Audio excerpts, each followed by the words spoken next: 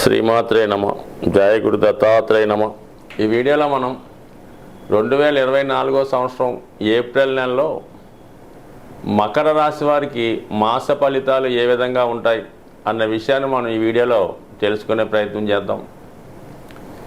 ఈ నెలలో ఈ మకర రాశి వారికి స్థిరాస్తి సంబంధించిన విషయాల్లో ఆదాయం పెరగడం కానీ, అనూహ్యంగా మీరు ఏదైనా స్థిరాస్తి సంబంధించిన విషయాల్లో కోర్టు సమస్యలు ఏమైనా ఉంటే అవి పరిష్కారం అవడం కానీ, లేదంటే స్థిరాస్తి కొనుగోలు అమ్మకాలు సంబంధించిన విషయాల్లో ఏదో ఒక లాభం మీకు స్థిరాస్తిపై లభించే అవకాశం ఉన్నది.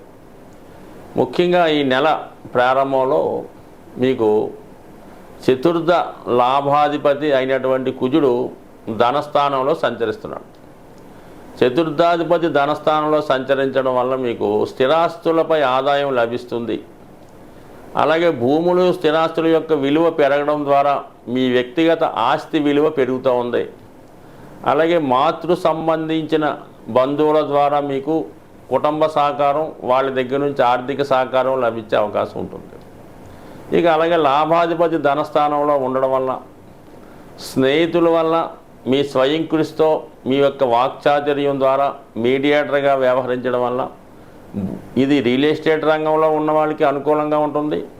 వ్యక్తిగతంగా చిన్న చిన్న ఉద్యోగస్తులకు కూడా మరి ఆర్థిక పరంగా అనుకూలత ఉంటుంది. మొత్తం మీద ఆర్థిక పరంగా ఈ నెల మీకు ఈ నెల 23 వరకు కూడా అన్ని విధాల ఆదాయకరంగా బాగుంది. అయితే కుటుంబ విషయాల్లో మరి శని ప్లస్ కుజగ్రహాలు రెండు కూడా కుటుంబ స్థానంలో సంచరించడం వల్ల కుటుంబ సభ్యుల మధ్య ఏకాభిప్రాయం లేకపోవడం జరుగుతుంటుంది. కుటుంబం నుంచి ఎవరో ఒకరు బయటికి వెళ్ళడం కానీ, మీ కుటుంబ సభ్యుల్లో ఒకరికి ఏదైనా ఉపాధి అవకాశాలు రావడం వల్ల వాళ్ళు వేరే ప్రాంతానికి వెళ్ళడం కానీ జరిగే అవకాశం ఉంది. మొత్తం మీద కుటుంబ సభ్యుల మధ్య విభేదాలు, అది కుటుంబ విచ్ఛిన్నతకి కూడా కొన్ని సందర్భాల్లో కారణమయ్యే అవకాశం ఉంది. కాబట్టి సాధ్యమైనంత వరకు ప్రశాంతమైన వాతావరణంగా ఉండడం మంచిది. అలాగే వివాదాస్పదమైన నిర్ణయాలు తీసుకోకుండా సైలెంట్గా ఉండడమే మీకు మంచిది తప్ప జరిగేది ఎలాగా జరగకమానదు. దానికి అదనంగా మీరు బాధపడే దానికన్నా జరుగుతున్న విషయాన్ని మీరు మౌనంగా భరించడమే ఉత్తమైన మార్గం. ఎప్పుడైతే మనకి కుటుంబ స్థానంలో శని కుజ గ్రహాలు సంచరించడం స్టార్ట్ అయిందో, అంటే ఇంచుమించుగా మనకి ఏప్రిల్ 23 దాకా మీ కుటుంబ సంబంధించిన విషయాల్లో వేరే వారి జోక్యం వల్ల మీ యొక్క కుటుంబం యొక్క నేమ్ అండ్ ఫేమ్కి కొంత ఇబ్బంది కలిగే సూచనలు ఉన్నాయి. ఈ విషయంలో కొంత జాగ్రత్తగా వ్యవహరించడం మంచిది. సో దానికి అనుగుణంగా శుక్రుడు రాహు 3వ స్థానంలో సంచరించడం జరుగుతూ ఉంటుంది. అంటే ఈ లగ్నానికి ఈ రాశి వారికి యోగకారకుడు, ముఖ్యంగా పంచమ దశమాధిపతి అయినటువంటి శుక్రుడు 3వ స్థానంలో సంచరిస్తూ రాహుతో కలిసి ఉండడం వల్ల ఇది కొంతవరకు సాఫ్ట్వేర్ రంగంలో ఉన్న వాళ్ళకి, మీడియా, సినిమా, అలాగే యూట్యూబ్ సంబంధించిన రంగాల్లో ఉన్న వాళ్ళకి తప్పనిసరిగా వాళ్ళ యొక్క వృత్తిలో అభివృద్ధి, మార్పులు కూడా రావడం జరుగుతూ ఉంటుంది. అలాగే మరి ముఖ్యంగా ఈ రాశిలో ఉన్నటువంటి స్త్రీలకి విదేశ అవకాశాలు కానీ, వివాహ విషయాల్లో ఒక నిర్ణయం రావడం కానీ జరిగే అవకాశం ఉంది. దీనికి అదనంగా సప్తమాధిపతిగా ఉన్నటువంటి చంద్రుని యొక్క నక్షత్రంలోకి కేతుగ్రహ ప్రవేశం వల్ల మరి ఎవరైనా సరే ఈ రాశిలో ఉన్నటువంటి వాళ్ళు విదేశ ప్రయత్నాలు చేస్తున్నా, విదేశంలో ఉన్నటువంటి వివాహ సంబంధాల కొరకు ప్రయత్నం చేస్తున్నా ఆ యాంగిల్లో మీకు ఈ నెలలో వివాహ సంబంధాలు నిశ్చయమయ్యే అవకాశం ఉంది. మరి ఆల్రెడీ వివాహం తర్వాత విదేశం వెళ్ళడం కానీ కూడా జరిగే అవకాశం ఉంది. కాబట్టి దానికి తగినటువంటి ఏర్పాట్లు కూడా ఈ రాశి వారు చేసుకోవచ్చు. 9వ స్థానంలో కేతు మరి సప్తమాధిపతి అయినటువంటి చంద్ర నక్షత్రం మీద సంచరించడం చాలా వరకు ఈ రాశి వారికి దూర ప్రాంత ప్రయాణాలు అతి త్వరలో జరిగే అవకాశం ఉంటుంది. ఇక మీకు సూర్య భగవానుడు అష్టమాధిపతి అయినటువంటి రవి మీకు ఇంచుమించుగా మనకి ఏప్రిల్ 13వ తారీఖు తర్వాత చతుర్థ స్థానమైనటువంటి మేషరాశిలోకి ఉచ్చులోకి రావడం జరుగుతుంది. అక్కడే వ్యయాధిపతిగా ఉన్నటువంటి గురుగ్రహం కూడా సంచరించడం వల్ల కంపల్సరిగా ఈ రాశి వారికి ఈ నెల ద్వితీయార్థంలో స్థాన చలనం అనేది తప్పనిసరిగా ఉండడం జరుగుతుంది.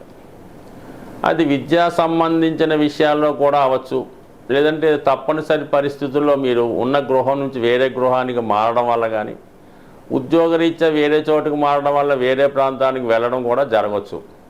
సో ఇంకో విధంగా చెప్పాలంటే ఏదైనా మీరు ప్రస్తుతం ఉన్నటువంటి స్థిరాస్తి విక్రయించడం ద్వారా, లేదంటే మీరు ఆస్తి పంపకాల ద్వారా మీ ఉన్నటువంటి భాగం పోగొట్టుకోవడం వల్ల మరి ఈ విషయంలో తప్పనిసరిగా మీరు ఆ ప్రాంతాన్ని విడిచిపెట్టి బయటికి రావచ్చు.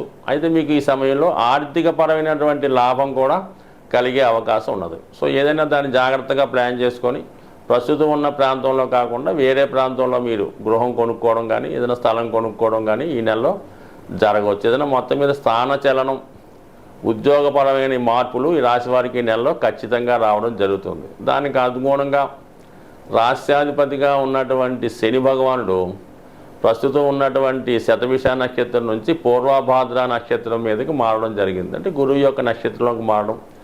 గురువు ఈ రాశి వారికి తృతీయ వ్యయాధిపతిగా చతుర్థ స్థానంలో సంచరిస్తున్నాడు. సో ఈ కారణం వల్ల కూడా జాతకుడు తప్పనిసరి పరిస్థితుల్లో ప్లేస్ మారడం జరుగుతూ ఉంటుంది. సాధారణంగా మరి ఈ రాశివారు ఏళ్ళనాటి శని ఎండింగ్ స్టేజ్లో ఉన్నారు కాబట్టి నెమ్మదిగా మీరు జీవితంలో గతంలో అంటే ఒక 6 సంవత్సరాల క్రితమో 4 సంవత్సరాల క్రితమో పోగొట్టుకున్నవి తిరిగి సంపాదించుకోవడం జరుగుతూ ఉంటుంది.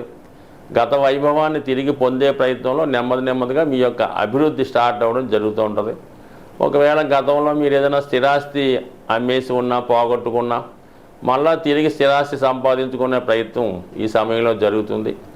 అలాగే మీ యొక్క కుటుంబం, మీ భార్యాభర్తలు ఏదైనా దూరంగా అయిపోయినా, ఏదో కారణం వల్ల విడిపోయినా తిరిగి మళ్ళీ కలుసుకొని మీ కుటుంబం అంతా ఒక చోటకి చేరి మళ్ళీ ఆనందకరమైన జీవితం అనుభవించడానికి ప్రస్తుతం టైము స్టార్ట్ అవ్వడం జరిగింది. నెమ్మదిగా ఇది మీకు రాబోయే రోజుల్లో మరి మళ్ళీ తిరిగి చక్కని ఆనందమైన సంతోషమైన జీవితాన్ని పొందే సూచనలు 100% ఈ రాశి వారికి ఈ నెలలో ఉండడం జరుగుతుంది. ఇంక ఈ రాశి వారు ముఖ్యంగా మరి స్త్రీల సంబంధించిన విషయంలో చాలా జాగ్రత్తగా వ్యవహరించవలసిన విషయం. అంటే ఈ రాశిలో ఎవరైనా ఉంటే వాళ్ళు కొత్తగా ఎవరైనా పరిచయం అయినా ఫోన్ల ద్వారా కానీ, సెల్ ఫోన్ ద్వారా కానీ, ఆన్లైన్లో కానీ పరిచయం అయినటువంటి స్త్రీలకు, అంటే అది అమ్మాయిలైతే అబ్బాయిలు అనుకోవచ్చు, అబ్బాయిలైతే అమ్మాయిలు అనుకోవచ్చు, వాళ్ళ విషయంలో చాలా జాగ్రత్తగా ఉండాలి.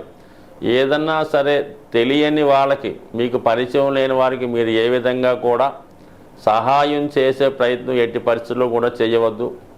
ఏదో ఫోన్లో రిక్వెస్ట్ చేసినంత మాత్రాన వారి కొరకైనా సంతకాలు పెట్టడం కానీ, వారి కొరకు ఏదన్నా ప్రయత్నాలు చేసి వాళ్ళ అభివృద్ధికో వాళ్ళు సహకరించడం కానీ, కనీసం మీ ఫోన్ కూడా వాళ్ళకి పరిచయం లేని వారికి ఇవ్వడం వల్ల ఏదో ఒక స్కామ్లోనో ఏదో ఒక ఇబ్బందిలోనో ఇరుక్కునే అవకాశం ఉంది. అలాగే పరిచయం లేని వ్యక్తులతో ఎక్కువసేపు ఫోన్లో మాట్లాడడం వల్ల కూడా ఇబ్బంది వచ్చే అవకాశం ఉంది. అంటే మొత్తం మీద చెప్పేది ఏంటంటే ఈ నెలలో ఏదో విధమైన ఒక మోసానికి, ఒక అపకీర్తికి, ఒక అపనిందకి ఇరుక్కునే అవకాశం ఉంది. కాబట్టి సాధ్యమైనంతకు జాగ్రత్తగా వ్యవహరించవలసింది. ఎట్టి పరిస్థితుల్లో కూడా ఖాళీ పేపర్ల మీద కానీ, బ్లాంక్ చెక్కుల మీద కానీ సంతకాలు పెట్టి ఇవ్వడం వల్ల ఇతరుల యొక్క మెప్పు కోసమో, ఇతరుల యొక్క లాభం కోసం మీరు ఎటువంటి ప్రయత్నం చేసినా ఫ్యూచర్లో అది మీకు నష్టం కలిగే అవకాశం ఉంది. కాబట్టి సాధ్యమైనంత వరకు ఈ నెలలో మీరు మీ వరకు చాలా జాగ్రత్తగా ఉండడం మంచిది. ఎటువంటి ఆర్థిక లావాదేవీల్లో కూడా తలదూర్చకుండా ఉంటే మంచిది. కానీ ఈ నెలంతా మీరు ఖచ్చితంగా ప్రతి మంగళవారం హనుమాన్ ఆలయం దర్శించడం, ప్రతి శుక్రవారం అమ్మవారి ఆలయ దర్శనం చేసుకోవడం వల్ల ఖచ్చితంగా రాబోయే చికాకుల నుంచి బయటపడే అవకాశం ఉంటుంది. స్వస్తి.